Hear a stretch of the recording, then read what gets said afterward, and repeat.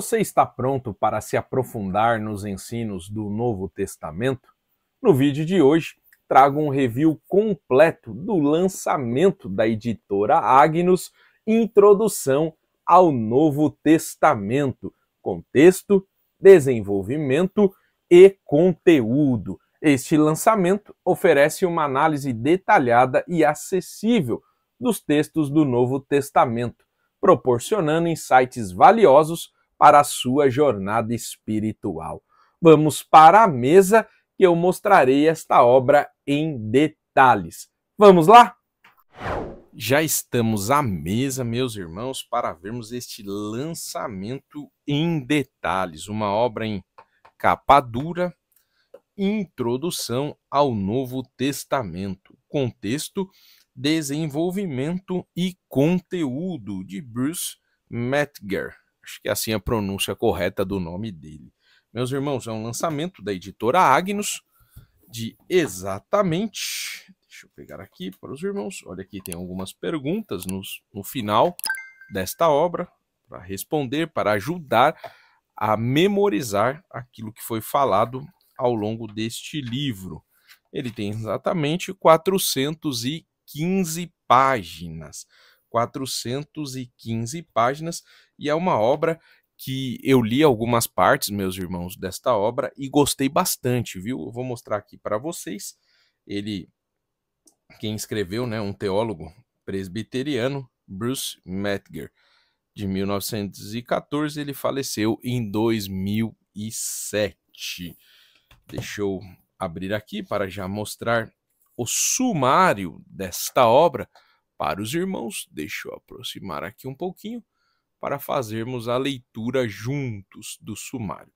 Nós temos prefácio do autor, prefácio à edição brasileira, agradecimentos, primeira parte, o contexto do período no Novo Testamento, o cenário político e social do judaísmo palestino, mapeamento da história política da Palestina desde Alexandre o Grande até a queda de Jerusalém em 70 d.C., o sistema provincial romano, as línguas correntes na Palestina, depois capítulo 2, o cenário cultural e religioso do judaísmo palestino, mapeamento da literatura judaica intertestamentária, seitas, partidos e classes dentro do judaísmo palestino, escribas e rabinos, seus deveres e métodos de ensino, o templo e seu ritual, a sinagoga e sua adoração. Capítulo de número 3, o cenário filosófico e religioso do paganismo greco-romano, escolas de filosofia no mundo greco-romano, religiões de mistério no mundo greco-romano, Aí temos a segunda parte, características da vida e dos ensinamentos de Jesus Cristo, fontes para nosso conhecimento da vida e dos ensinamentos de Jesus Cristo, fontes não cristãs, judaicas e pagãs, fontes cristãs canônicas e apócrifas. Vamos virar aqui a página. Vamos pegar aqui. Aí nós temos aqui o capítulo 5. Uma síntese da vida de Jesus Cristo, a cronologia da vida de Jesus Cristo, os primeiros anos da vida de Jesus, o batismo e a tentação de Jesus Cristo, o ministério público de Jesus Cristo, apêndice, milagres nos evangelhos. Características do ensino de Jesus Cristo. Só um detalhe, né, meus irmãos? Por ele ser presbiteriano, obviamente, ele é cessacionista. Mas esta obra, ela não tem esse enfoque, né? Então, mesmo se você, assim como eu, for pentecostal, você pode ler tranquilamente. E eu tenho gostado bastante, viu, desta introdução. Eu li algumas partes e realmente é muito boa.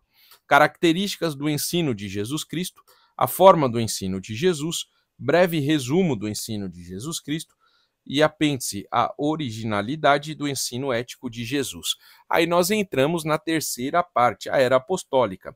Capítulo 7, as fontes e a cronologia da Era Apostólica, os Atos dos Apóstolos, a cronologia da Era Apostólica, cristianismo judaico primitivo, Pentecostes e o evangelismo primitivo, o conflito da igreja com o judaísmo e o martírio de Estevão, Capítulo 9, a expansão do cristianismo por meio da obra do apóstolo Paulo, a formação inicial e a conversão de Paulo, a primeira viagem missionária de Paulo, o concílio apostólico em Jerusalém, a segunda viagem missionária de Paulo, a terceira viagem missionária de Paulo, a prisão e o encarceramento de Paulo. Aí nós temos o capítulo de número 10, as cartas de Paulo e igrejas, as cartas de Paulo a igrejas e a indivíduos. As cartas de Paulo em geral, resumo das cartas de Paulo, apêndice, as principais ideias na teologia de Paulo. Aí nós temos capítulo 11, as cartas gerais e o livro de Apocalipse, as cartas gerais, o livro de Apocalipse. Capítulo 12, a formação do cânon no Novo Testamento. Apêndice, a transmissão e a tradução da Bíblia. Primeiro, a transmissão da Bíblia. E aqui, para finalizarmos, a tradução da Bíblia, traduções em inglês da Bíblia, traduções em português da Bíblia, glossário, bibliografia, perguntas de recapitulação. Então, pelo que os irmãos já puderam perceber, é uma obra bem completa. Ela é uma introdução, é verdade, mas uma introdução bem completa. Se você não tem nada relacionado ao Novo Testamento, faz sentido você adquirir esta obra. Eu mesmo já tenho outras introduções e tenho gostado desta daqui também. Agora nós vamos fazer a leitura de alguns trechos desta obra para os irmãos entenderem como o autor escreve e como ela trabalha. Mas antes, já deixe o seu comentário. Você conhecia esta obra, este lançamento? Você pretende adquiri-la? Coloque aí nos comentários para trocarmos ideias. E não se esqueça de curtir este vídeo, compartilhar e se inscrever no canal. Olha aqui, meus irmãos, ela não tem tanta margem, né, esta obra, mas tem uma letra média para grande. Tranquilo para fazer a leitura. Olha, as letras são grandes realmente. Aqui eu deixei um trechinho só para nós lermos as línguas correntes na Palestina. Fixada no topo da cruz em que Jesus foi crucificado, havia uma inscrição em hebraico, latim e grego, João 19:20. Esta inscrição trilingüe está de acordo com o que se sabe de outras fontes como um fato, ou seja, que a Palestina era um país cosmopolita, no qual várias línguas diferentes eram faladas. E aqui ele vai falar das línguas que eram faladas na época de Jesus, o latim, que era a língua oficial dos conquistadores, né, dos romanos, e era usado tanto pelos governadores como pelos soldados do exército romano de ocupação. Também falará da língua grega, que pelo contrário era amplamente compreendida na Palestina, em geral, em especial no norte, que era comumente chamado de Galiléia dos gentios. Então, todos nós sabemos, né, que com Alexandre o Grande, a língua oficial do mundo até então conhecido foi o grego. Então, a língua grega era altamente difundida, né? E foi na língua grega, no grego koiné, que foi escrito o Novo Testamento. E também tinha a terceira língua, que era o aramaico, que era a língua materna da maioria dos judeus. Então, o autor vai explanar aqui as línguas correntes na Palestina no tempo de Jesus. Algo muito bom para dar uma introdução, né? Para nós conhecermos quais as línguas eram faladas no tempo de Jesus. Deixei aqui também, muito legal para nós termos um entendimento de como esta obra vai trabalhar, o cenário cultural e religioso do judaísmo palestino. E aqui ele vai falar, né, dos fariseus. Olha aqui quanta coisa ele vai falar dos fariseus. Deixa eu virar aqui. Aí ele também falará dos saduceus, o ponto de número 2, os saduceus. Depois ele falará sobre os essênios, os herodianos, aqui os herodianos, os zelotes, que eram um grupo revolucionário, né? Então, ele também vai trazer aqui uma descrição dos zelotes. E depois o passo 6, as pessoas comuns. Muito legal. E ele sempre faz um resumo no final de cada um dos artigos. É assim que esta obra trabalha. Aqui ele falará sobre os escribas e rabinos, seus deveres e métodos de ensino. Olha aqui, meus irmãos, que conteúdo enriquecedor. Eu gostei bastante desta obra. Aqui tem também as escolas de filosofia do mundo greco-romano. Olha que interessante. Aí ele vai falar sobre o platonismo. Por isso que eu falei, né? Uma introdução muito completinha, viu? Eu recomendo, se você quer uma introdução ao Novo Testamento, pode adquiri-la, porque com certeza vai agregar muito conhecimento para você. Platonismo, epicurismo, aqui, estoicismo e cinismo. Então, eram as escolas filosóficas no tempo de Jesus, e aqui no tópico 5 ele vai tratar de outros sistemas filosóficos. Aqui também ele vai começar a dizer sobre as religiões de mistério no mundo greco-romano. Então aqui ele vai trabalhar o culto de Eleusis, o culto mitraico, e aqui ele vai trazer todas as descrições, né, as explicações. O culto a Ísis, que é a mais famosa, né? Todos conhecem, né? O culto a Ísis. Culto a Dionisiaco. O culto a Cibele. E aqui, meus irmãos, eu deixei também reservado fontes para nosso conhecimento, no capítulo 4, da vida e dos ensinamentos de Jesus Cristo. E o interessante é que ele vai trazer primeiro as fontes não cristãs, judaicas e pagãs. Olha aqui. Ele vai trazer primeiro as fontes judaicas, que se referem a Jesus. Olha aqui quanto conteúdo. Depois ele vai trazer as fontes pagãs, que se referem a Jesus.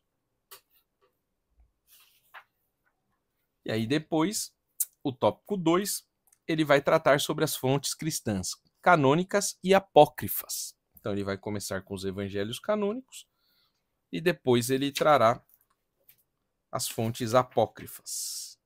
Olha aqui sobre o evangelho, né, de Mateus, Marcos e Lucas. Lucas sendo o primeiro e influenciando tanto Mateus quanto Lucas, né? E Lucas teve uma influência direta tanto de Marcos quanto da fonte Q, fonte Keller.